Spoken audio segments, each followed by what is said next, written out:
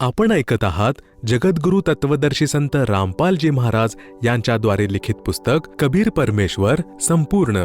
विषय शेखतकीद्वारे कबीर साहेबांना खोल कोरड्या विहिरीमध्ये टाकणे. शेखतकीने बघितले की हा असाही मेला नाही.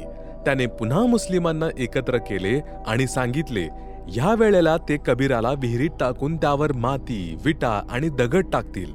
मग बघू कसा वाचेल. भोळी जनता पीरजी जे म्हणतील ते करायला तयार होती.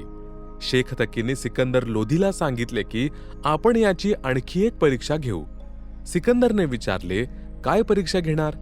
शेखतकी म्हणाला की आपण याला कोरड्या खोल विहिरीत टाकू आणि नंतर बघू की तेथून कसा जिवंत होतो. आता एवढी लीला पाहूनही राजाला आपल्या परमेश्वरावर विश्वास बसला नाही. नाहीतर धमकी दिली असती की जा, तुला जे करायचे ते कर, मला नाही दुःखी करायचे माझ्या परमेश्वराला. मग बघितले असते त्याचे राज्य जाते की अजून काही मौज होते. राजाला वाटले की माझे राज्य जाईल.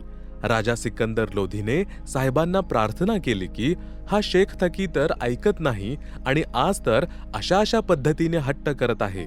पूजनीय कबीर साहेबजी म्हणाले, ठीक आहे, त्याला जे करायचे ते करू दे, माझाही झगडा मिटेल. मी पण दुःखी झालेलो आहे. सांग त्याला, तुला जे करायचं आहे ते कर. शेखतकीने कबीर साहेब यांना बांधून घेऊन गेला आणि एका खोल सुक्या विहिरीत टाकून दिले. तिथे हजारो लोकांना एकत्र करून ठेवले होते. एक अतिशय खोल अंधारलेली विहीर ज्यामध्ये थोड्या प्रमाणात घाण पाणी साचले होते आणि वरून माती, काटेरी झुडपे, शेण, विटा इत्यादींनी 150 फूट उंच भरली. नंतर शेखतकी हात तोंड धुवून सिकंदर लोधीकडे गेला आणि म्हणाला, राजा, केले तुझ्या वाघाला समाप्त. त्याच्यावर एवढी माती टाकली आहे की तो आता कोणत्याही प्रकारे बाहेर येऊ शकत नाही. सिकंदर लोधीने विचारले, पीरजी, तुम्ही कोणाबद्दल बोलताय? शेखतकी म्हणाला, तुझे गुरुदेव कबीराची. त्याला आम्ही आज संपविले आहे. सिकंदर म्हणाले की पीरजी, पूज्य कबीर साहेब तर आत खोलीत बसले आहेत, ते कुठेही गेलेले नाहीत. शेखतकीने आत जाऊन पाहिले तर पूज्य कबीर साहेब आत खोलीमध्ये आसनावर आरामात बसले होते.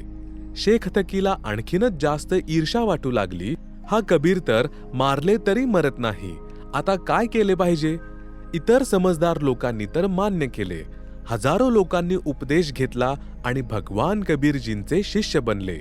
परंतु त्या दुष्ट शेखतकीने मान्य नाही केले. शाहतकी नहीं लखी निरंजन चाल रे, इस परचे ते आगे मांगे जवाल रे. शेखतकी बंदीछोड कबीर भगवंतांचा महिमा समजू नाही शकला.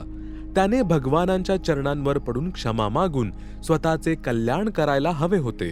पण अभिमान व गर्वाने भरल्याने तो कबीर साहेबांचा शत्रू झाला. शेखतकीने इतर अनेक अत्याचार केले. कबीर साहेब काशीला परत गेले.